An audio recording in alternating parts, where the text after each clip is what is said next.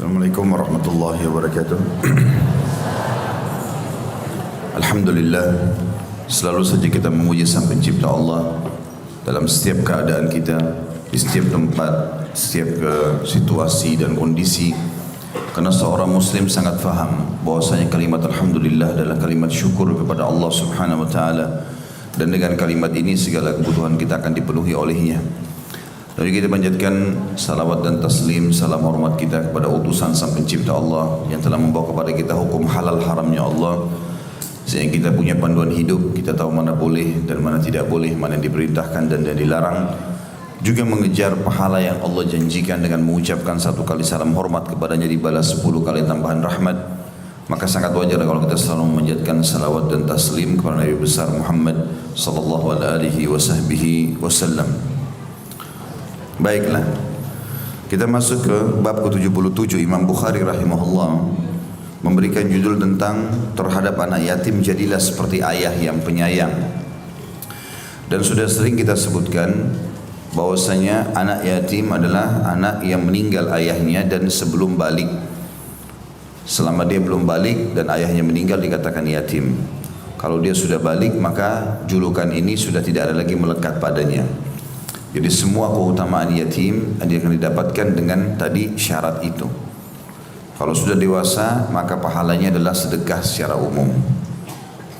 Dan kita sudah jelaskan di pasal atau di bab sebelumnya 76 bahwasanya sebaik-baik rumah yang ada anak yatimnya. Kalau kita mampu menampung mereka di rumah bagus, biayai, hidupkan mereka sampai mereka dewasa.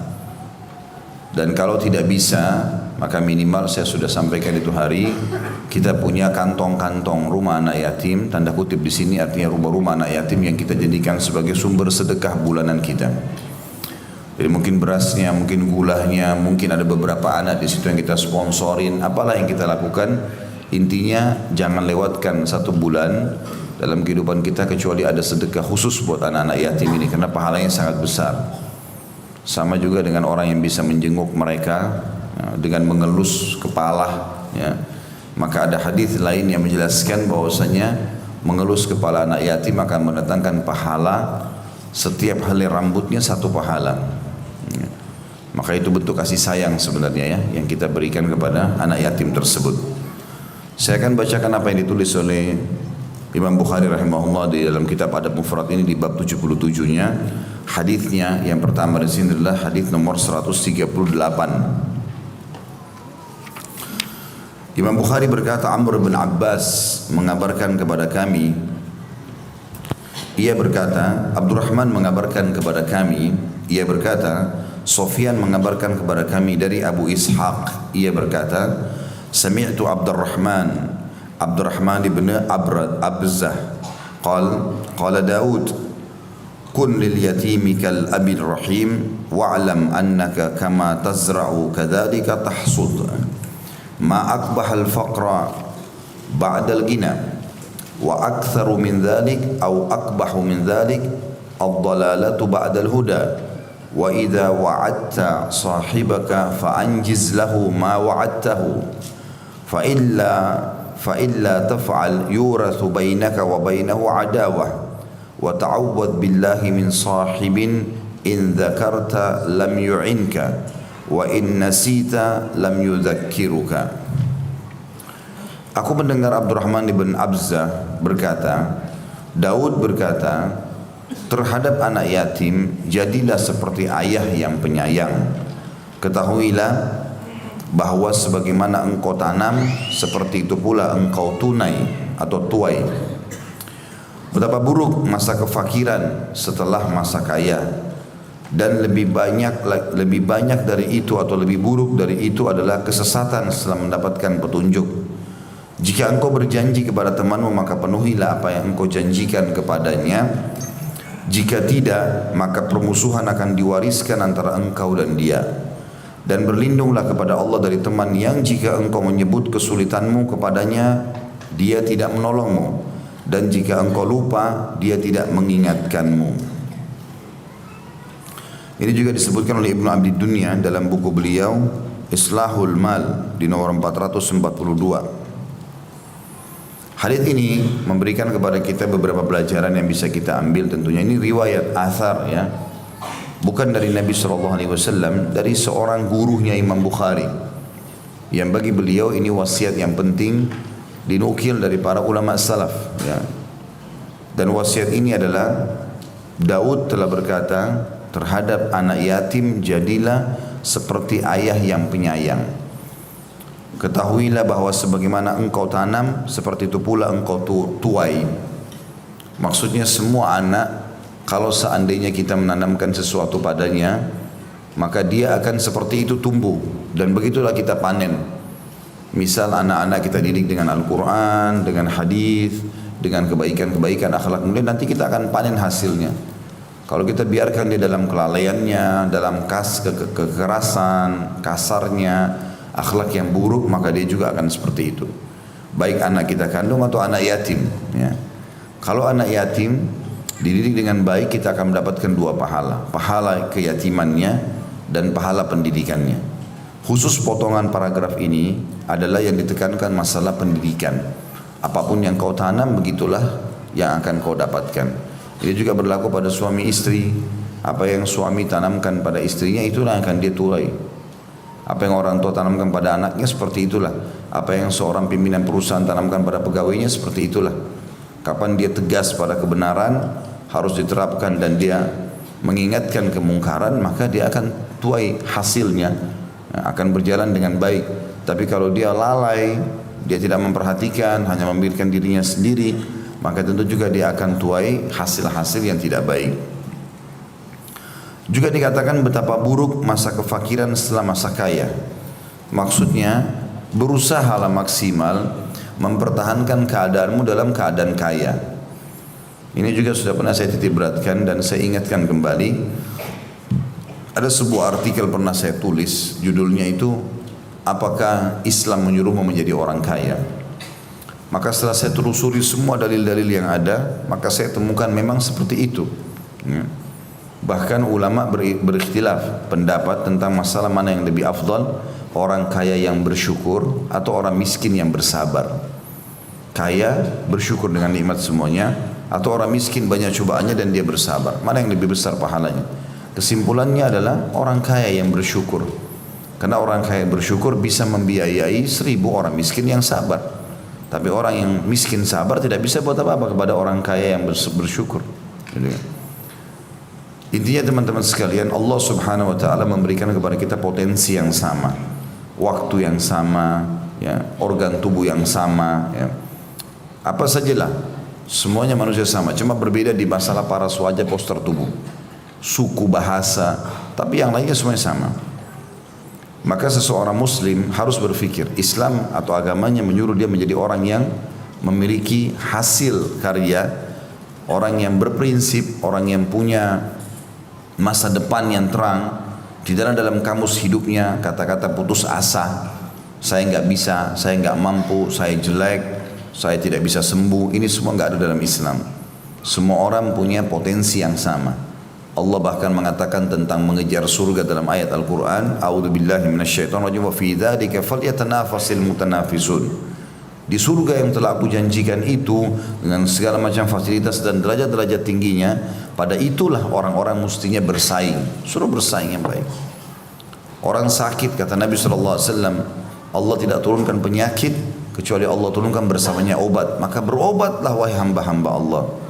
Jadi Nabi SAW memberikan secara umum, begitu juga Allah SWT menjelaskan secara umum, menyuruh umat Islam untuk bergerak. Bahkan kita disuruh berlindung dari sifat malas, vakum, putus asa.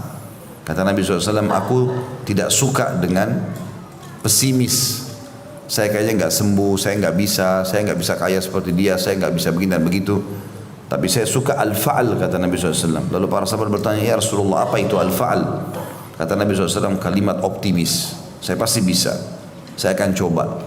Dan Allah menjanjikan dalam banyak ayat, ya, kurang lebih kalau tidak salah ayat-ayat yang pernah saya lihat itu 15 ayat berisikan tentang motivasi masalah ini. Tapi yang paling jelas sekali, orang yang berusaha Allah pasti balas atau kasih adalah surah Al-Ankabut, surah nomor 29 ayat 59. Ya. A'udzubillahi minasyaitonir rajim walladzina jahadu fina lanahdiyannahum subulana. Orang-orang yang berusaha menempuh jalan-jalan kami, kami akan berikan petunjuk ke jalan-jalan kami. Kata sebagian ulama, orang yang berusaha memperbaiki ekonominya, fisiknya, ya penyakitnya, apa saja dia berusaha untuk keluar dari sesuatu masalah, Allah akan bantu dia. Yang penting dia sudah berusaha. Maka Islam menyuruh kita menjadi orang yang maju, berhasil. Ya. Bahkan ada 2 rukun Islam dari 5 rukun Islam, semuanya wajib ini 5-5-nya. Tapi ada 2 wajib, tapi ini tanda kutip seperti sebuah tantangan bagi kita. Karena dikatakan bagi yang mampu, zakat dan haji. Kalau ada orang yang mengatakan ini kan bagi yang mampu, saya nggak mampu, nggak usah saya pikirin, keliru. Kapan dia meninggal, dia kehilangan pahalanya. Minimal dia niat dan dia berdoa kepada Allah SWT dan dia berusaha bagaimana dia dari mustahik, ya, menjadi muzakki. Tadinya dia mustahik menerima zakat, kapan satu waktu dia harus mengubah keadaannya menjadi muzakki, orang yang mengeluarkan zakat itu. Dan dia harus dongkrak dirinya, dia harus berusaha. Allah tidak akan mengubah nasib satu kaum sampai dia mengubah dirinya sendiri. Dalam Al-Quran Allah berfirman, A'udzubillahi minasyaitonir rajim, innallaha la yughayyiru ma biqaumin hatta yughayyiru ma bi anfusihim. Allah tidak akan mengubah nasib satu kaum sampai mereka berusaha mengubah dulu dirinya, baru Allah berikan keberkahan. Begitu juga dengan haji. Kan haji nggak wajib karena saya tidak mampu. Mau saya pikirin haji. Dia meninggal dia nggak dosa tapi dia kerugi.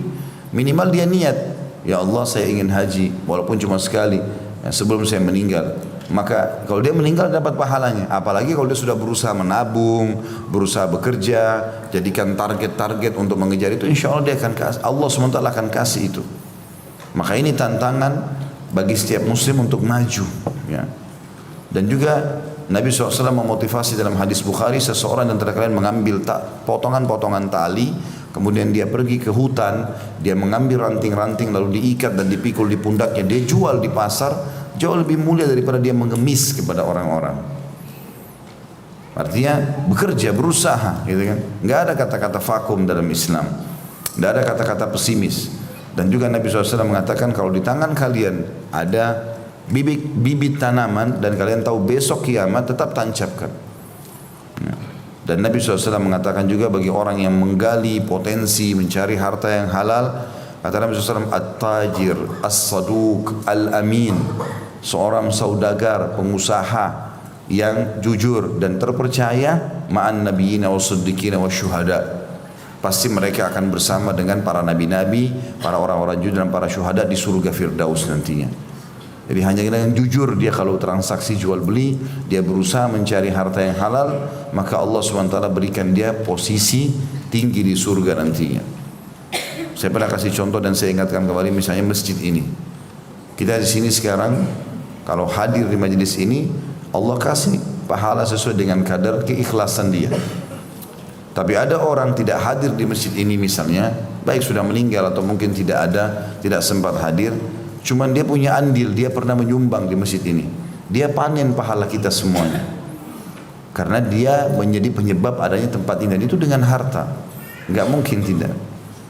Dan selalu ayat-ayat jihad itu berisikan Allah mengatakan bi amwalikum wa anfusikum, berkorbanlah kalian di jalan Allah dengan harta dan jiwa. Harta dulu baru jiwa, harta jiwa. Nabi SAW kalau mau jihad, komandankan dulu jihad, sekarang kumpulin harta. Beliau taruh seperti kain atau apa saja di depan beliau, lalu para sahabat menyumbang di situ. Kalau sudah terkumpul dana, sudah bagus, hartanya sudah ada, bisa cukup untuk beli kuda, beli apalah untuk dibagikan kepada para fuqara yang tidak mampu, barulah Nabi SAW suruh menyiapkan fisik mereka. Jadi harta punya pengaruh besar, ya. Sampai kata Nabi SAW, pujian bagi orang yang saleh dan salihah, kemudian punya pendapatan juga yang saleh dan salih, artinya harta yang halal. Kata Nabi SAW, ni'ma ma'lus salih biyadi abdis salih. Yang paling baik, yang paling banyak berkahnya, yang paling banyak pahalanya adalah harta yang halal berada di tangan orang-orang saleh. Karena mereka akan pakai pada tempatnya. Berarti memang ada motivasi untuk itu. Umar bin Khattab pernah menghardik dengan sangat keras orang-orang selepas sholat Jumat duduk di masjid. Duduk, mereka duduk sampai menjelang asar. Kata Umar bin Khattab, ngapain kalian di sini? Buat apa di sini? Kami bertawakal kepada Allah. Maka Umar marah, maksudnya tawakal itu ya sudah, kalau ada orang kasih makanan kami makan, kalau nggak ada ya sudah, gitu kan. Maka Umar marah pada mereka.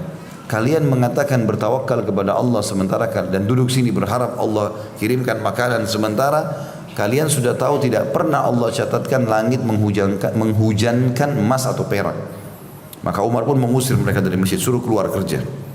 Itu juga pernah terjadi di zaman Sufyan ats-Tsauri rahimahullah, ulama tabi'in yang masyhur. Beliau pernah menghardik beberapa orang yang duduk di masjid, kemudian tidak keluar bekerja. Kata Sufyan, ngapain kalian di sini di masjid? Selepas sholat, mereka bilang, kami nggak tahu harus buat apa. Maka kata Sufyan ats-Tsauri, keluarlah, cari rezekinya Allah. Keluar, cari rezekinya Allah. Jangan vakum seperti ini, jangan kaku, jangan sampai menganggap putus asa. Keluar, cari rezekinya Allah. Ya. Dan kemudian beliau mengatakan, keluarlah dan cari rezekinya Allah, dan jangan kalian menjadi beban bagi kaum muslimin. Jadi memang disuruh motivasi untuk itu. Juga Sa'id bin Musayyib rahimahullah mengatakan, sahabat-sahabat Rasulullah SAW yang aku temui semuanya, dia tabi'in kebetulan, tidak ada satu orang pun di antara mereka kecuali saya temukan, yang dia kenal ya, kecuali saya temukan mereka berdagang di lautan Romawi. Para sahabat Nabi berdagang. Abu Darda radhiyallahu anhu membuka jual makanan dengan cara memasak sendiri, sampai jenggotnya sering kali kena asap dari makanan tersebut atau dari masakan. Bekerja, bergerak. Islam adalah agama yang bergerak. Kita juga kalau lihat ritual-ritual ibadah kita, sholat, gerakannya itu kesehatan. Umrah atau haji, ada tawaf, ada sa'i, jalan. Ya, kita juga pergi haji itu ada jumrah, jalan dari kemah ke jumrah, melontar, melempar. Seperti memang agama ini, bukan seperti, memang dasarnya agama ini adalah agama yang bergerak. Agama yang mengajarkan agar para penganutnya menjadi orang yang berpotensi. Islam membolehkan kita bersaing pada hal-hal yang baik.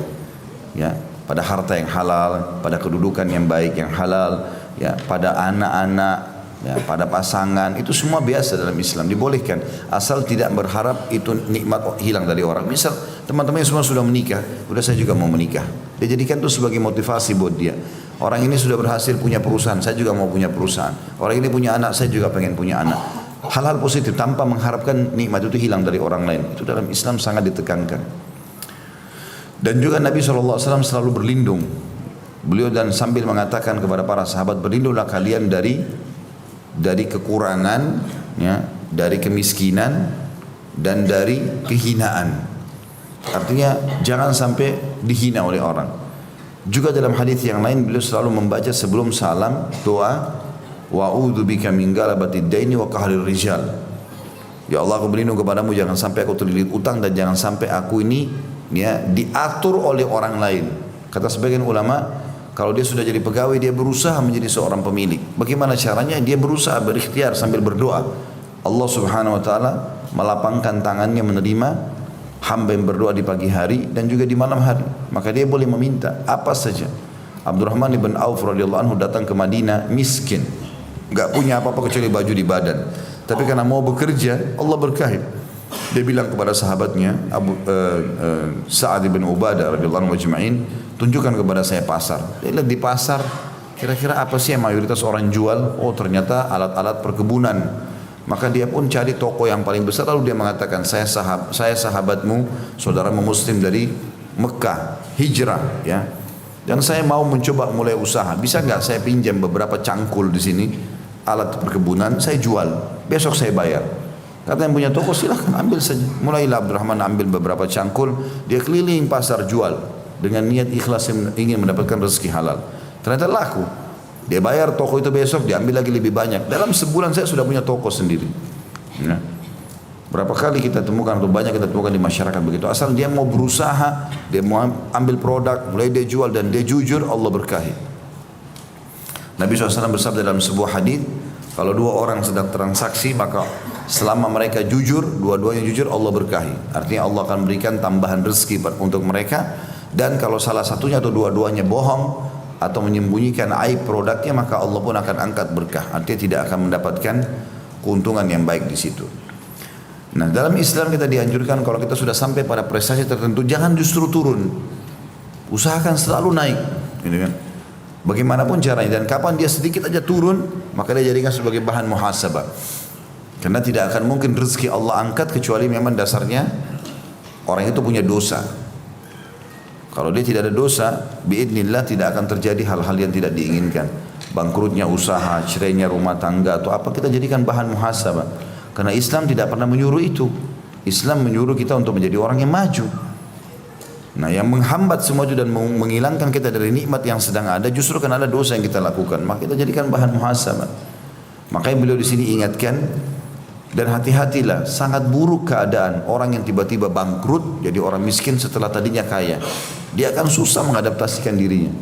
Kalau orang miskin terus jadi kaya itu mudah, karena dari susah menjadi enak gitu. Tapi orang yang tadinya enak tiba-tiba jadi bangkrut dan susah. Saya lihat depan mata kepala sendiri banyak orang keluarga yang dulu waktu saya masih kecil, saya lihat mereka keluarga yang kaya-kaya semuanya. Waktu saya masih kecil kelihatan mobil sekian banyak, rumah sekian banyak. Subhanallah, berjalan waktu mereka bangkrut, jadi terhina, jadi kayak terpojok, orang tidak perhatikan lagi, orang tidak lihat. Ini semua kalau dalam teori syar'i ada sesuatu yang berhubungan dengan pelanggaran dia sama Allah. Selama dia bertakwa sama Allah, mustahil Allah angkat nikmat itu. Tidak mungkin. Allah bilang dalam surah At-Talaq kan masalah itu. Wa may yattaqillaha yaj'al lahu makhraja. Yang bertakwa kepada Allah, Allah berikan jalan keluar. Wa yarzuqhu min haitsu la yahtasib. Allah berikan rezeki dari tempat yang tidak disangka-sangka. Kata ulama tafsir, rezeki yang tidak akan pernah terputus sampai dia mati. Sampai sahabat-sahabat seperti Abu Bakar, Uthman, Umar, semua ya, Ali bin Abi Thalib dan yang lain-lain sahabat-sahabat semua ini, banyak di antara mereka seperti Umar dan Ali bin Abi Thalib karena ekonominya tadinya biasa, tapi dengan dia bertakwa kepada Allah berjalan ekonominya jadi banyak. Dan pada saat meninggal banyak warisan ditinggalkan.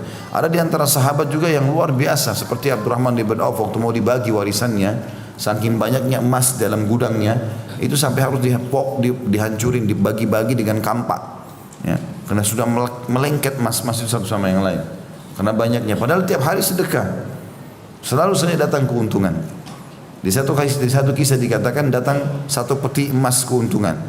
Dia lihat kok banyak sekali, dia gelisah duduk mikirin, bagaimana caranya nih emas ini nggak boleh ada di rumah.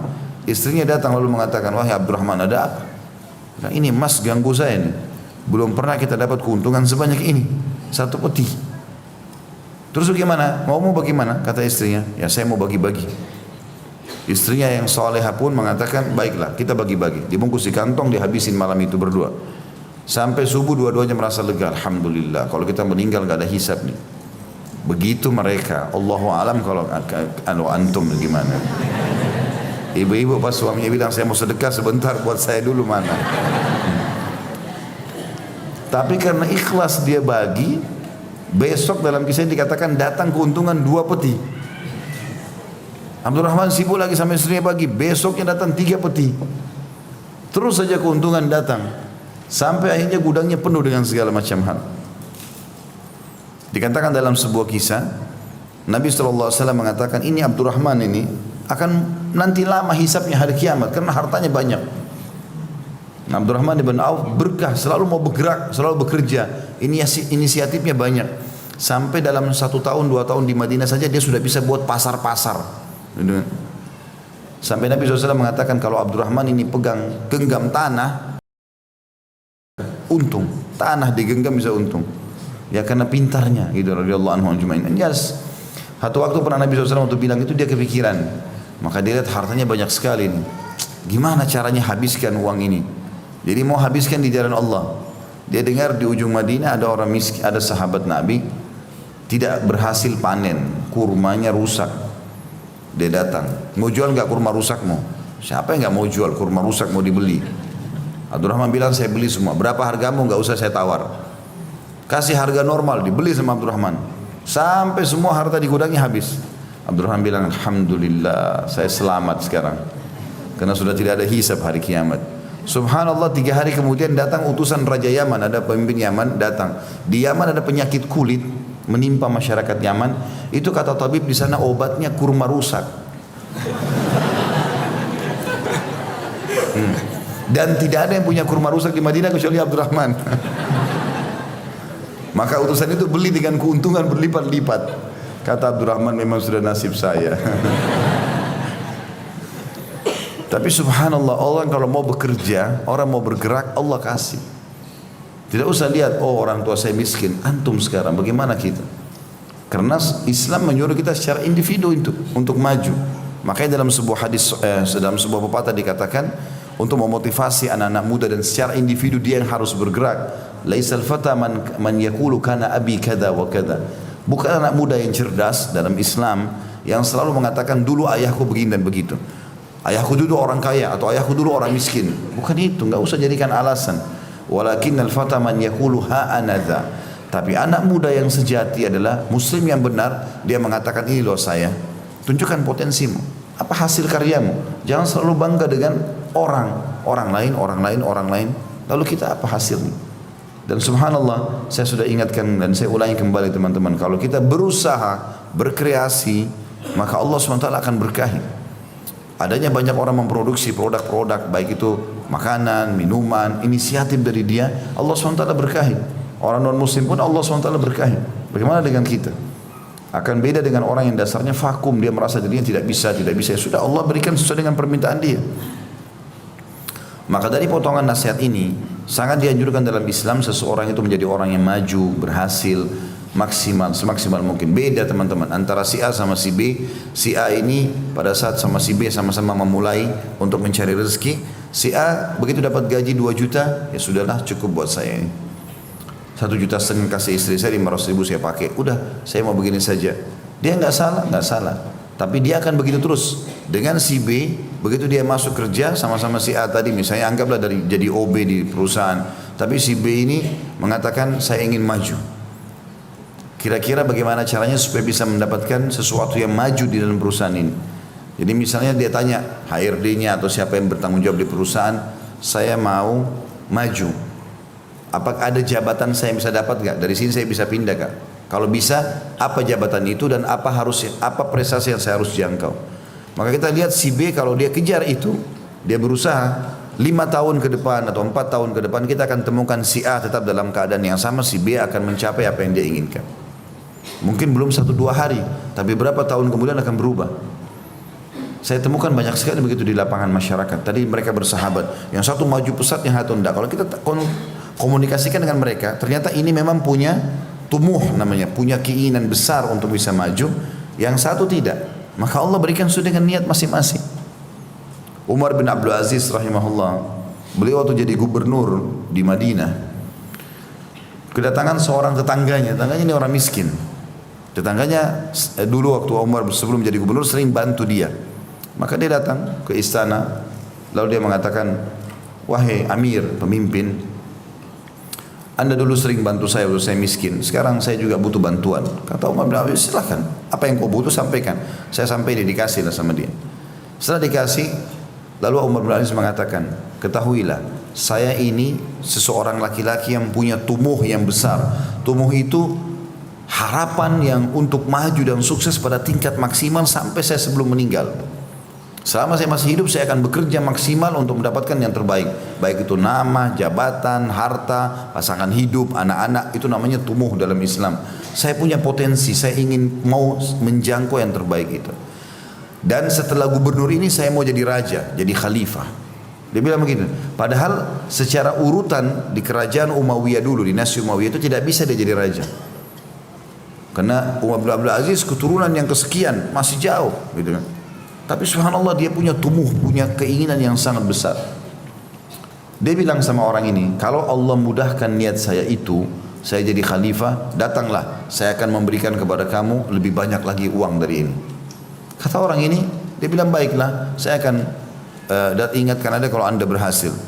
Berapa tahun kemudian, selang cuma berapa tahun jadi gubernur Madinah, kalau saya tidak salah 3 tahun atau 4 tahun, tiba-tiba meninggal khalifah yang jadi raja pada saat itu, dan khalifah ini tersentuh hatinya, dia bicara sama sekretarisnya dia, ini kira-kira siapa yang paling berhak jadi khalifah setelah saya?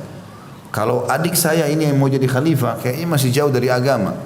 Apa yang sudah saya bangun selama ini, banyak masjid, kegiatan agama, pasukan jihad, belum tentu dia bisa jalankan.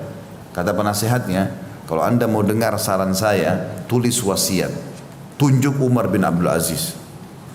Umar bin Abdul Aziz orangnya soleh, baik. Walaupun dia belum secara urutan dia tidak baik dari rakyat, tapi tulis. Dia bilang benar, Umar bin Abdul Aziz adalah keluarga dari Umayyah yang paling soleh. Ditulis sama dia. Waktu khalifah meninggal, dibacakan surat itu, semua orang yang dari keluarganya kaget. Kok bisa ini yang dikasih pada orang jauh? Tapi wasiat khalifah dijalankan. Allah kabulkan menjadi khalifah. Maka datanglah orang ini tadi yang miskin ke istana khalifah Umar bin Abdul Aziz, dan dia duduk sama orang-orang miskin, anak yatim, dia lagi makan sama-sama dengan mereka di halaman istananya. Maka orang miskin ini datang lalu mengatakan, wahai Amir Mu'minin, dulu anda menjanjikan kepada saya kalau jadi khalifah akan memberikan harta. Dia bilang benar, ambillah harta ini. Dikasihlah sekian banyak harta lalu dia pulang. Dan dia mengatakan, saya tidak menemukan harta lebih berkah daripada harta itu. Sampai saya berusaha menghabiskannya, tidak habis-habis harta itu. Keluar tetap datang kembali, keluar tetap datang, berkah uang itu karena halalnya gitu. Tapi ada namanya dalam Islam tadi tumuh, keinginan besar, semangat, harapan positif untuk bisa sembuh dari penyakit, untuk jadi orang kaya, untuk jadi orang yang terbaik. Itu memang dalam Islam diperintahkan. Dinukil juga sebuah kisah, di depan Ka'bah ada 4 orang anak-anak muda, tampan-tampan, baik-baik. Mereka masih belum punya kedudukan sama sekali pada waktu itu. Habis sholat asar, pas di depan Ka'bah, di pelataran tempat tawaf, itu tidak terlalu banyak orang tahu. Mereka duduk. Lalu masing-masing saling bicara, anak muda ini. Mereka semua rata-rata di bawah 25 tahun. Kira-kira, kalau kalian, kata salah seorang di antara mereka, kalau kalian Allah berikan harapan untuk bisa maju, mau jadi apa kira-kira? Di situ ada 3 orang adik kakak dan ada 1 sahabat mereka. Yang saya ingat itu yang sahabat ini kalau tidak salah Sulaiman bin Abdul Malik. Kemudian 3 orang bersaudara ini Abdullah bin Zubair, Urwah bin Zubair, dan ada 1 lagi. Saya lupa namanya. Kalau tidak salah Muhammad. Tapi jelas ini ada 1 orang adik kakak bertiga ini. Maka Abdullah bin Zubair ini sahabat Nabi radhiyallahu anhu. Dia mengatakan, saya ingin menjadi khalifah yang memimpin Hijaz. Hijaz ini Mekah sama Madinah. Angan-angan saya itu. Yang 1 lagi, adiknya bilang, saya ingin menjadi gubernur yang menguasai 2 Irak. Maksudnya Irak dan Iran ya, wilayah Persia. Terus yang 1 sahabatnya mereka, Sulaiman bin Malik mengatakan, kalau itu angan-angan kalian, saya berharap jadi khalifah muslimin, menguasai seluruh wilayah umat Islam. 3 angan-angannya ini jabatan, gitu kan. Yang 1 terakhir namanya Urwah bin Zubair. Ini saya jelaskan di kisah Urwah bin Zubair rahimahullah. Ini anaknya Zubair bin Awam, seorang yang sangat saleh, ayahnya sahabat Nabi yang mulia dijamin masuk surga, 10 orang yang dijamin masuk surga. Kata mereka, wahai Urwah, kalau kau bagaimana? Kata Urwah, kalian semua berangan-angan dunia, mau politik lah, jadi khalifah lah, segala macam. Kalau saya berharap menjadi ulamanya umat Islam. Saya menguasai ilmu agama halal haramnya Allah dan saya ajarkan manusia, maka saya panen pahala dan masuk surga dengan itu. Subhanallah, berjalan kurang dari 10 tahun dari waktu itu, semuanya 4 dapat apa yang mereka inginkan. 4-4-nya. Si Abdullah bin Zubair menjadi khalifah, dan pada saat itu waktu terbunuh, waktu Muawiyah meninggal dunia, ada Yazid menjadi khalifah pengganti Muawiyah. Dan sempat Abdullah bin Zubair tidak setuju dengan itu. Maka terjadilah dualisme kekhilafan pada saat itu. Abdullah bin Zubair berkuasa di Mekah sama Madinah dan Jazirah Arab, sementara Yazid berkuasa di negeri Syam, gitu kan. Dan berhasil dia, walaupun nanti dia terbunuh, tapi menjadi apa yang dia inginkan. Adiknya yang tadi berharap untuk menjadi gubernur di wilayah 2 Irak, itu ditunjuk oleh Abdullah bin Zubair jadi gubernur di situ.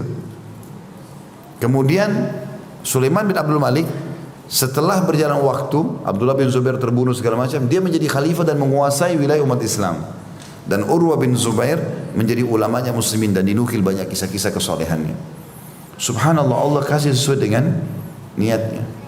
Kalau orang mengatakan sudahlah saya begini saja, duduk di pinggir got, main catur saja, ya beginilah sampai tua, betul-betul sampai tua begitu. Betul-betul sampai tua begitu, subhanallah. Tapi kita lihat orang yang keluar, bergerak, maka Allah berikan dia keberkahan. Jangan ada yang tersinggung dengan ini ya, karena saya tidak sebut nama-nama. Saya cuma kadang-kadang lihat ada orang sudah sangat tua, tapi di pinggir jalan main catur, buang waktu, sayang benar umurnya gitu ya. Padahal dia punya potensi, dia punya energi, dia punya banyak ide. Dan ini teman-teman potensi kita kalau tidak digali, nggak bisa. Harus digali. Bertemanlah sama orang-orang yang sudah sukses. Tanyalah, bacalah dalil, apalah segala macam, bergerak. Allah SWT suruh kita bergerak. Dan Bapak Bahasa Arab mengatakan, taharrak fa inna fi harakati barakah. Bergerak, coba, nanya. Gagal pun jadikan sebagai pelajaran. Sebab di setiap gerakan itu ada keberkahan. Ya. Kita dimaksudkan di sini. Jadi rugi teman-teman sekalian. Minimal sekali kita bisa dapat dengan niat. Kalaupun belum sempat bangun masjid karena belum punya uang, atau belum sempat punya rumah anak yatim. Walaupun saya sangat yakin kalau dia niatkan dia akan dapat itu. Ya. Saya coba perhatikan dalam hidup, kelihatan sekali depan mata, nyata. Ya. Saya dulu dari tidak punya kendaraan jadi punya kendaraan, tidak punya rumah jadi punya rumah. Terus pelan-pelan, tapi saya punya tumbuh. Enggak, saya yakin bisa kok. Sebagaimana orang lain bisa. Alhamdulillah Allah kasih kok, gitu kan. Allah SWT berikan banyak hal-hal yang kalau kita memang seperti kita order lah, tanda kutip ya. Minta kepada Allah SWT lalu kita bergerak. Allah berikan keberkahan. Asal mau saja. Dan penyakit al-malas. Bungkus buang di lautan. Lupain sudah. Malas. Kayaknya saya nggak bisa. Malas nggak usah. Gitu kan. Nggak mau apa-apa. Malas semuanya. Makanya sudah dia begitu saja. Vakum. Kemudian dikatakan dan lebih banyak dari itu, maksudnya lebih buruk lagi dari keadaan orang kaya tiba-tiba bangkrut jadi miskin adalah orang yang sesat setelah mendapatkan petunjuk. Itu lebih parah lagi. Istilah agama kita futur, ya. Udah ikut pengajian, udah mulai paham halal haram, udah mulai pakai jilbab yang bagus, ya, udah mulai pakai cadar, mungkin lebih berkembang lagi. Ikhwanya juga begitu, sudah mulai lebih hebat, jaga sholat 5 waktu, puasa Senin Kamis berjalan, sudah mulai berjalan. Berjalan waktu ditinggalin sama dia majelis ilmu misalnya. Sibuk dengan urusan dunia, akhirnya sampai futur. Futur itu kayak drop imannya. Ya. Dia tinggal komunitasnya. Maka ini lebih parah daripada tadi orang kaya jadi miskin. Kenapa? Karena untuk kembali kepada tingkat level iman yang pernah kita rasakan, butuh pendongkrak yang lebih kuat lagi. Misal contoh, teman-teman yang hadir di sini yang menggerakkan hadir di pengajian karena saya pernah dengar ceramah tentang neraka. Saya pernah dengar ceramah tentang surga. Saya pernah dengar ceramah tentang ini dan itu. Jadi ada pendongkraknya sehingga kita mau hadir. Nah kalau satu waktu naudzubillah seseorang membuka diri pintu kemaksiatan sehingga akhirnya drop keimanannya. Karena selama dia tidak buka pintu kemaksiatan, sama tadi dia tidak buka pintu-pintu kesalahan, tidak akan drop menjadi bangkrut dan miskin. Juga di sini tidak akan mungkin drop keimanannya. Kapan kita jaga selalu sholat, pokoknya tidak mau tahu, komitmen on time. Sholat malam gak boleh ketinggalan, zikir pagi petang dijaga, berapa hizib Al-Quran dibaca tiap hari, komitmen sampai kita meninggal. Itu kan imannya naik terus. Tapi ada orang terkelabui oleh syaitan, dia drop dengan cara dia berbuat dosa-dosa, walaupun dianggap dosa kecil misalnya. Maka dengan drop ini supaya kembali ke level iman yang pertama, butuh pendongkrak yang lebih kuat dari yang pertama. Walaupun kita dengar ceramah yang sama lagi tentang neraka, belum tentu bisa kembali ke level itu.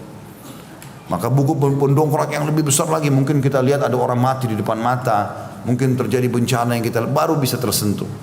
Itu pun harus dikuatkan dengan memperbanyak istighfar dan taubat. Maka beliau titik beratkan di sini, lebih buruk daripada orang kaya jadi drop jadi miskin, itu adalah orang yang sudah sampai pada level iman tertentu, dapat hidayah lalu kemudian dia drop menjadi orang yang bermaksiat. Karena untuk kembali itu butuh pendongkrak yang sangat kuat. Kata beliau, dan lebih buruk lagi dari itu adalah kesesatan setelah mendapat petunjuk. Lalu beliau kasih wasiat, jika engkau berjanji kepada temanmu maka penuhilah apa yang kau janjikan kepadanya. Ini kita sudah tahu juga adalah sifat orang mukmin, kalau berjanji dia penuhi, ya, dan sifat orang munafik justru kalau dia berjanji dia pungkiri, ya. Dan hadis Nabi SAW yang berbunyi tanda-tanda orang munafik adalah 3, kalau dia berkata dia berdusta, kalau dia berjanji dia pungkiri, kalau dia berikan amanah dia berkhianat. Ini satu sama yang lain tidak bisa lepasin. Karena kapan orang bohong, dia pasti pungkiri janji, dia pasti khianati amanat. Kapan dia pungkiri janji, dia pasti berbohong, dia pasti khianati amanat. Kapan dia khianati amanat, dia pasti bohong, dia pasti pungkiri janjinya. Jadi ini 3 sifat bersahabat satu sama yang lain. Siapa yang terjerumus pada hal satunya, dia akan dapat 3-tiganya. Nah ini tanda-tanda kemunafikan. Dan sifat orang mukmin kalau berjanji, iya, dia lakukan. Dan dalam berjanji selalu ucapkan insya Allah. Dan makna insya Allah adalah kepastian. Karena kadang-kadang kita bilang, kalau teman kita bilang datang ke rumah saya, insya Allah. Jangan insya Allah dong. Seakan-akan insya Allah itu nggak pasti. Keliru ini. Insya Allah itu justru pasti. Ya? Nabi Sulaiman alaihissalam dalam hadis Bukhari mengatakan, malam ini aku akan gauli 100 orang istriku. Beliau punya banyak istri. Dan aku berharap dengan pergaulan ini, biologis ini, setiap istri melahirkan satu mujahid. Nabi Sulaiman niatnya baik, mau begitu, ya. Mau punya anak-anak mujahid, 100 orang mujahid dari 100 orang istrinya. Tapi ada satu keluarganya Nabi Sulaiman ingatkan, bilanglah insya Allah wahai Nabiullah. Tapi dia lupa bilang. Maka kata Nabi Muhammad SAW, Allah pun tidak memberikan dia anak kecuali satu dari 100 orang istrinya, dan itu pun tidak sempurna. Andai saja kata Nabi Muhammad SAW dia mengucapkan insya Allah, Allah akan kasih dia seperti apa yang dia niatkan. Maka insya Allah itu kepastian, bukan marah keraguan. Ya, kamu datang ke rumah saya, insya Allah, berarti sudah pasti dia datang. Begitu semestinya. Jangan ditegur ya, jangan insya Allah dong. Ya. Gimana?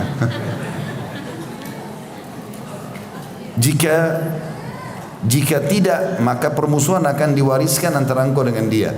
Maksudnya pecahnya persahabatan, rusaknya rumah tangga, jalinan cinta satu sama yang lain, itu dikarenakan bermula daripada ingkar janji. Ya. Kalau sudah berjanji, orang mukmin penuhi. Apapun itu sifatnya, selama bukan kemaksiatan. Kalau kemaksiatan, batalkan. Dan berlindunglah kepada Allah dari teman yang jika engkau menyebutkan kesulitanmu kepadanya, dia tidak menolongmu. Dan jika engkau lupa, dia tidak mengingatkanmu. Jadi pernah ada orang datang kepada Abdullah bin Mas'ud radhiyallahu anhu, dan ini juga pernah terjadi kepada Abu Hurairah radhiyallahu anhu. Mereka datang lalu mengatakan, ini masing-masing ya di dua tempat yang berpisah, tapi orangnya tapi masalahnya sama, cuma orang juga yang berbeda. Ini ada orang datang kepada Abdullah bin Mas'ud, ada orang datang kepada Abu Hurairah. Dua-duanya sahabat Nabi. Kebetulan kasusnya sama, tapi orang yang berbeda. Mereka mengatakan satu sama yang lain ini, saya mencintai anda karena Allah. Saya mulai sekarang, saya mau sama-sama anda jalan kemana-mana segala macam. Saya mencintai anda karena Allah dan ingin mengejar keutamaan apa yang dijanjikan. Karena orang yang saling mencintai karena Allah itu akan dinaungi oleh Allah, di bawah naungan Allah hari kiamat. Tidak ada naungan kecuali naungan Allah di mahsyar. Pada satu orang kepanasan, dia dinaungi di bawah arsy. Maka Abdullah bin Mas'ud berkata radhiyallahu anhu, apa kau sudah tahu syaratnya menjadi sahabatku, jadi temanku? Sudah tahu? Dia bilang belum. Apa itu? Kata Abdullah bin Mas'ud, kantongku akan jadi kantongmu, kantongmu jadi kantongku. Kapan? Siap nggak kamu? Duitmu duitku, duitku duitmu. Dia bilang saya belum siap. Orang itu bilang, kata Abdullah bin Mas'ud, cari orang lain. Untuk apa bersahabat? Untuk apa suami istri kalau perhitungan? Untuk apa? Nggak ada gunanya. Justru loyalitas terlihat. Orang kalau cinta ya loyalitasnya harus ada. Tidak akan pernah langgeng persahabatan, rumah tangga, partner bisnis kalau bakhil. Pelit nggak bisa. Tapi kalau dia dermawan, saling berlomba membayarkan temannya, pasangan hidupnya, tidak ada utang di antara mereka, itu luar biasa. Ini kadang-kadang saya heran lihat ada suami istri, hitung-hitungan di kertas, utangmu berapa? Suami istri utang-utang gimana modelnya nih? Sudah satu badan, jelas-jelas sama-sama biologi, sama-sama tidur, sama-sama makan, masih utang-utangan, gimana ceritanya? Aneh benar gitu. Atau sahabat dekat, kemudian tunggu selalu teman yang kasih hadiah. Ya, tunggu aja dia pasti kasih saya hadiah. Pasti saya ditraktir. Bakhil. Baik, bayarin orang, royal. Gitu ya. Orang dermawan itu dicintai sama Allah, dicintai juga sama manusia. Untuk apa pelit? Kasih ke orang. Apapun yang kita keluarkan, pasti Allah ganti. Baik buat diri kita sendiri atau buat orang lain. Ya, maka harusnya difahami masalah itu. Royal dalam masalah kebaikan itu adalah hal yang baik. Maka di sini perlu diketahui ya. Kata beliau, jangan cari teman yang perhitungan dan bakhil. Kapan kau sampaikan hajatmu? Anak saya sakit, tidak ngerti-ngerti. Ya. Saya lagi butuh uang. Oh iya, bas selesai. Sebatas itu. Iya, oh iya, tapi nggak bantu. Ya.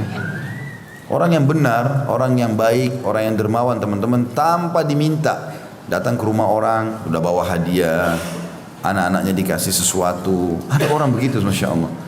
Saya tidak, subhanallah, tidak bisa lupa beberapa orang-orang dulu masih kena hubungan kekerabatan dengan kami, tapi masya Allah sekali gitu.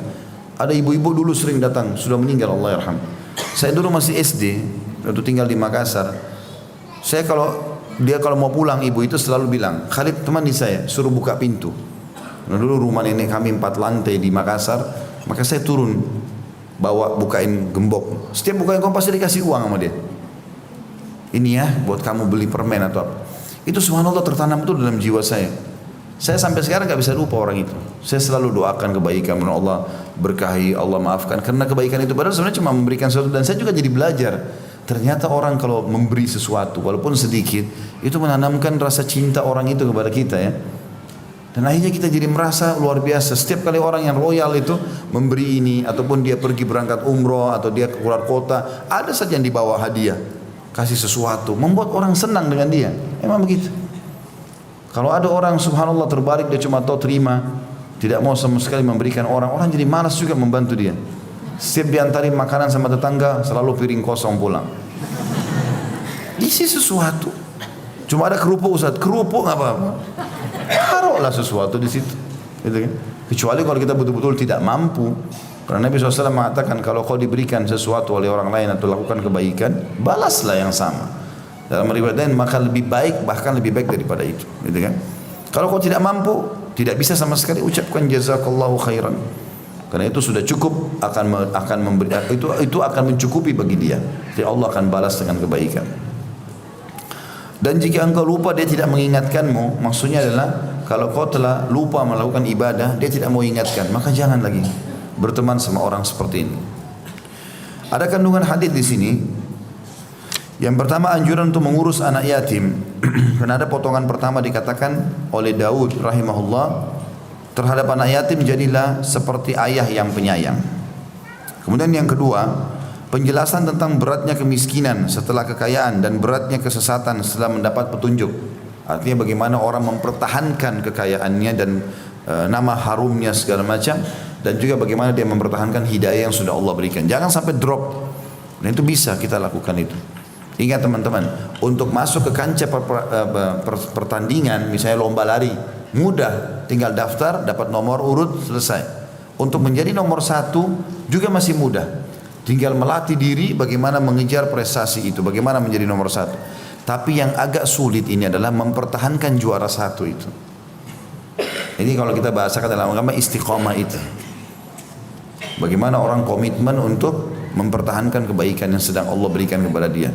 Renungi semua nikmat teman-teman sekalian, dari pasangan hidup, dari anak-anak, dari pekerjaan, dari kesehatan. Ini semua nikmat Allah berikan untuk bisa dipertahankan sampai kita meninggal. Allah tidak akan angkat sampai kita sendiri yang memungkiri atau malah kufur terhadap nikmat itu.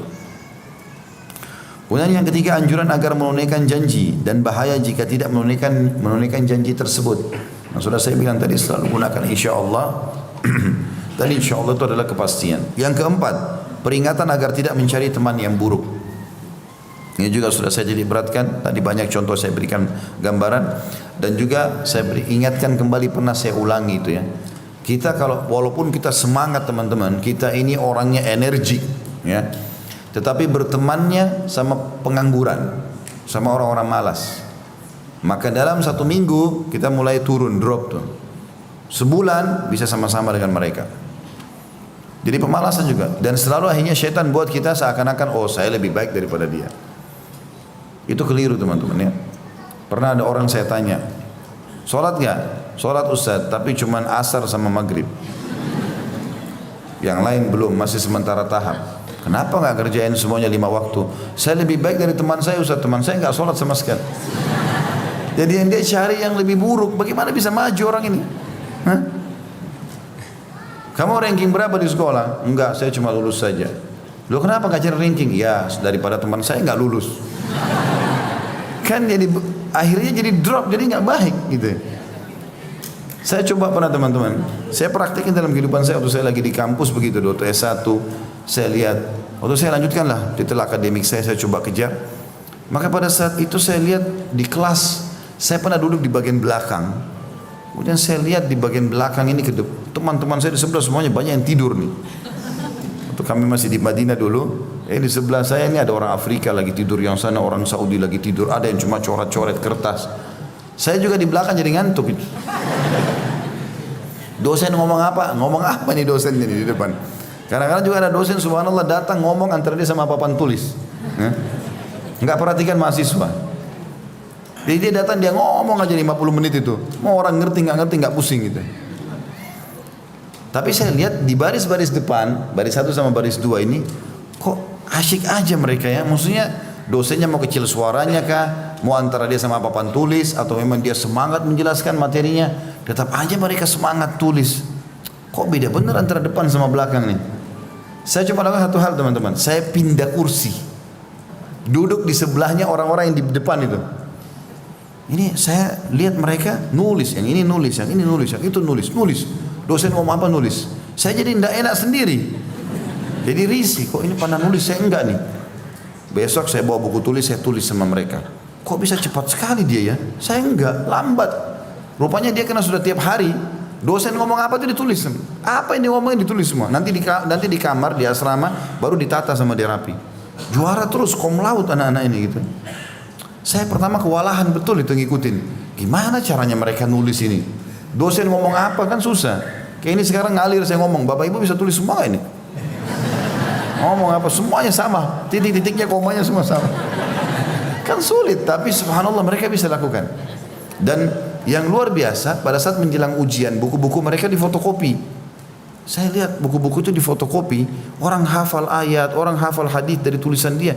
Berapa banyak pahala yang didapatkan ini. Gitu kan? Saya harus bisa seperti mereka. Saya coba ikutin. Memang awalnya kewalahan. Kita nggak pernah ikut taklim, tiba-tiba ikut sama orang-orang yang taklim yang sudah 10 tahun taklim. Ngomongnya sebab turunnya ayat ini, yang ini di surah ini. Kita masih belum ngerti surah apa nih. Sebab turun apa? Ayat apa yang ada sebab turunnya? Ini sahabat Nabi. Siapa sahabat Nabi? Namanya siapa kok saya nggak ngerti. Awalnya tapi adaptasinya berjalan. Sehari, 2 hari, seminggu, sebulan saya coba adaptasi. Subhanallah, dengan izin Allah, karena saya punya tumbuh tadi, saya coba tanamkan semangat, saya harus bisa. Saya dalam kurang dari 3 bulan, kurang lebih 3 bulan saya adaptasikan. Itu subhanallah saya sudah bisa ikutin. Oh ternyata memang keinginan besar ini. Saya bisa tulis apa yang dosen ucapkan. Bahkan berkembang setelah itu 6 bulan setelah itu, saya bisa menggunakan 2 pulpen, 2 warna pulpen, hitam sama merah. Kalau ayat saya tulis pakai warna merah. Sementara dosen ngomong ini, saya tulis. Kata-kata yang lain semua warna hitam. Dan buku saya pun difotokopi pada saat mau ujian. Bersaing sama mereka. Ini difotokopi, buku saya juga difotokopi. Dapat pahala. Gitu kan? Maka ternyata berkumpul sama orang-orang yang rajin ini membawa kita jadi rajin. Gitu kan? Berkumpul sama pemalas jadi malas juga. Berkumpul sama orang yang potensi, yang memang mau mengejar semangat kebaikan-kebaikannya, maka kita juga sama mereka. Berkumpul sama orang malas semua ini. Dan itu saya sendiri praktik dalam hidup saya. Maka akhirnya saya bilang ini berarti harus diterapkan, tidak bisa tidak. Dan apa yang pengalaman saya dapatkan saya bagikan di pengajian. Makanya sering kadang-kadang jemaah bilang, Ustaz apa yang disampaikan itu saya rasakan. Ya ini kena pengalaman saya. Saya bisa berbagi tapi tidak semua juga itu pengalaman. Kadang-kadang memang ada perkataan para salaf, pengalaman mereka. Tapi ada juga yang saya praktikin ternyata betul berhasil kan gitu. Contoh saja. Maka ini tadi di poin keempat masalah kandungan hadis, peringatan agar tidak mencari teman yang buruk ya. Hadis selanjutnya 139. Ini juga di poin ini tadi saya lihat sendiri di depan teman di Madinah dulu, subhanallah. Sudah diterima di Madinah pakai beasiswa tapi nggak selesai sekolahnya. Kenapa nggak selesai sekolah? Karena itu berkumpul sama orang-orang malas-malas. Cuma tuh duduk ngumpul-ngumpul, nongkrong-nongkrong, minum kopi, ujian pun tidak belajar, tidak lulus, dikeluarkan. Sayang sekali. Baik, hadis selanjutnya nomor 139. Musa kata Imam Bukhari rahimahullah, Musa mengabarkan kepada kami, ia berkata, Hamzah bin Nujaih Abu Ammarah mengabarkan kepada kami, ia berkata, Sami'tul Hasan yaqul, laqad ahadtul muslimin wa inna ar-rajula minhum la yusbihu fayaqul ya ahliyah ya ahliyah yatimakum yatimakum ya ahliyah ya ahliya miskinakum miskinakum ya ahliya ya ahliya jarakum jarakum wa usri'a bi khiyarikum wa antum kulla yawmin tarzulun wa sami'tuhu yaqul wa idha syi'ta ra'aitahu fasiqan yata'ammaku bi 30,000 ila an-nar ma lahu katalahu Allah ba'a khalaqahu min Allah bi thamanin anaz Itu anaz ya. Wa in syi'ta ra'aitahu mudayyi'an murabbi'an fi sabili syaitan la wa'ada lahu min nafsihi wala minan nas. Aku mendengar Al-Hasan, maksudnya Al-Hasan Basri rahimahullah berkata, aku hidup bersama kaum muslimin di masa sahabat dan tabi'in. Artinya aku hidup bertemu dengan sahabat-sahabat Nabi. Sesungguhnya seseorang laki-laki di antara mereka berada di pagi hari lalu berkata, wahai keluargaku, ingatlah anak yatim kalian, ingatlah anak yatim kalian. Wahai keluargaku, ingat orang-orang miskin kalian, ingat orang-orang miskin kalian. Wahai keluargaku, ingatlah tetangga kalian, ingatlah tetangga kalian. Waktu berlalu dengan cepat dan mewafatkan orang-orang terbaik di antara kalian. Dan kalian setiap hari semakin hina atau semakin tua maksudnya.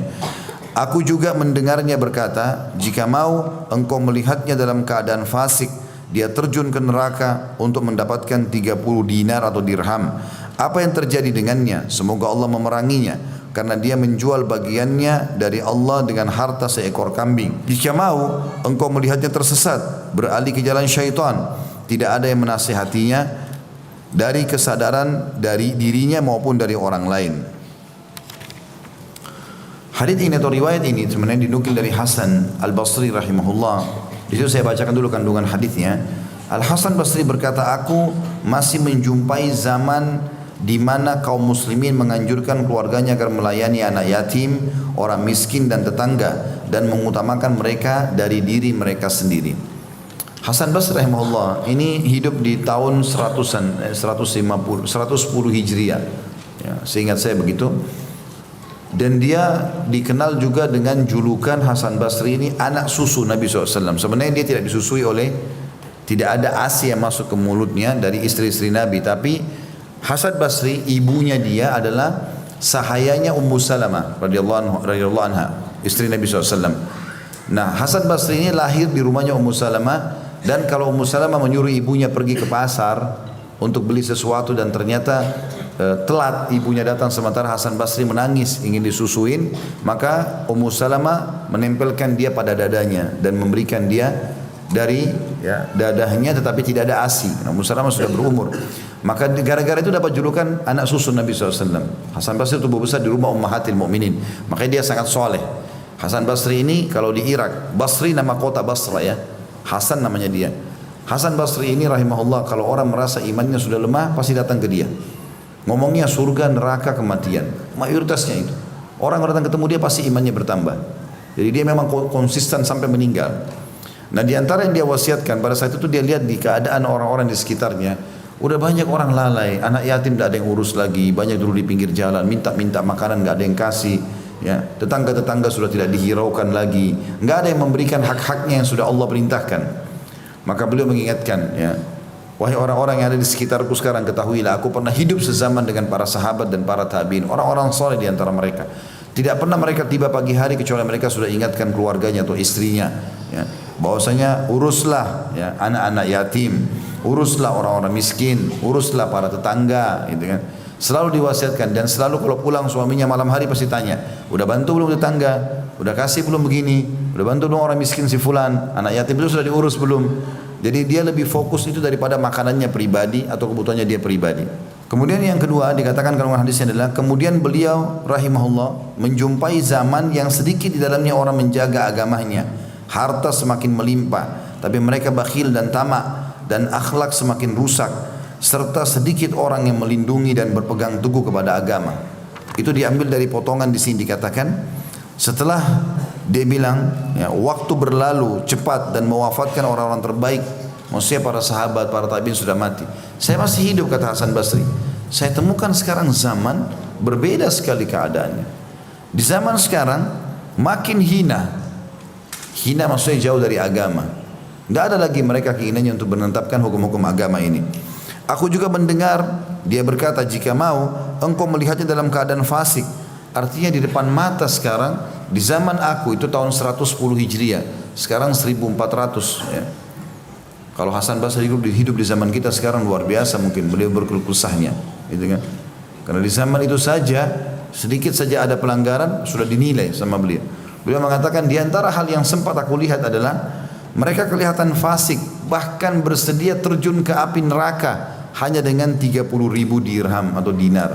Maksudnya menipu orang kah, uang riba kah, apa saja saya nggak peduli lagi. Dan itu tidak mungkin terjadi di sahabat dan tabiin. Orang-orang generasi awal tidak mungkin lakukan itu, karena mereka sangat khawatir.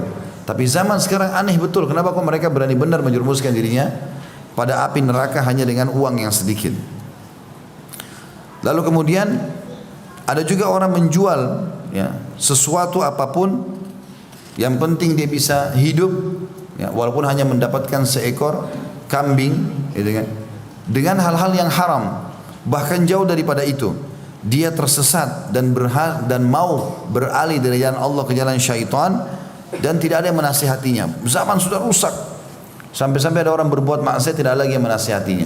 Artinya Hasan Basri di sini Bapak Ibu sekalian ingin memberikan gambaran tentang keadaan beliau pada saat itu, menasihati manusia, kenapa kalian berubah, kenapa kalian menjerumuskan diri pada neraka, kenapa terjadi pelanggaran ini dan itu. Sementara saya pernah hidup dengan para sahabat dan tabiin, mereka menjaga semua hubungan sama Allah sampai mereka konsisten dan sampai mereka meninggal dunia. Artinya di sini wasiat yang mau disampaikan dari riwayat ini adalah bagaimana seseorang itu dia konsisten dan istiqamah di jalan Allah Subhanahu wa taala dan jangan berubah apapun yang ada di sekitarnya. Karena memang tugas kita setelah mendapat hidayah adalah istiqamah, mempertahankan itu. Setelah tadi juara, pertahankan kejuaraan itu. Kalau ada orang ranking 1 dari SD, terus dia pertahankan sampai selesai SD, bahkan SMP dan SMA, itu bagus, itu berarti orang yang istiqamah. Itu komitmennya kuat, konsisten, itu diperintahkan dalam agama. Pesannya Hasan Basri yang titik beratkan itu, jangan berubah-berubah, jangan hari ini soleh, besok jadi rusak, gitu kan. Jangan hari ini kaya, kemudian besok jadi miskin. Enggak, pertahankan kebaikan-kebaikan tersebut. Mirip dengan wasiat-wasiat tadi sebelumnya itu. Hadis terakhir dalam bab kita adalah hadis nomor 140. Imam Bukhari berkata rahimahullah, Musa mengabarkan kepada kami, ia berkata, Salam bin Abi Muti' mengabarkan kepada kami an Asma ibni Ubaid. Qal qultu li ibn Sirin indi yatim qala isna' bihi ma tasna' li waladik idribhu ma tadribu waladak. Dari Asma bin Ubaid, ia berkata, aku berkata kepada Ibnu Sirin, Muhammad bin Sirin, aku mempunyai seorang anak yatim.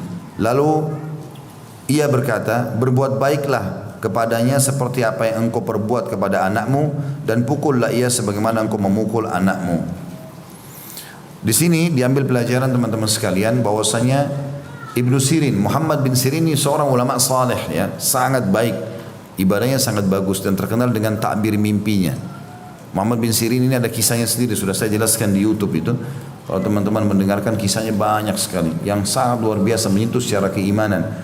Tapi yang jelas Muhammad bin Sirin ini pernah berwasiat kepada seseorang muridnya sambil berkata, kalau kau punya anak yatim di rumah, maka perlakukanlah dia sebagaimana kau perlakukan anakmu, dan pukullah dia sebagaimana kau pukul anakmu. Artinya kalaupun harus dipukul, maka anggap seperti anakmu. Jangan karena dia anak yatim, nggak jelas orang tuanya atau orang tuanya pun sudah meninggal, maka kau main pukul sembarangan sementara anakmu tidak kau hukum. Di sini hadits ini atau riwayat ini menjelaskan tentang bagaimana penting atau athar ini ya, tepatnya lebih tepat athar bukan hadis ya.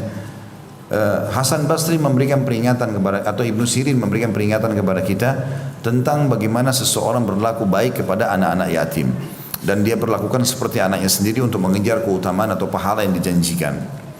Ada dua kandungan hadis di sini. Yang pertama, setiap muslim wajib mengurus anak yatim sebagaimana halnya yang mengurus anaknya sendiri, baik tinggal di rumahnya atau tinggal di tempat lain, dan tidak boleh mentang-mentang karena numpang di rumahnya lalu kemudian dia menyiksanya.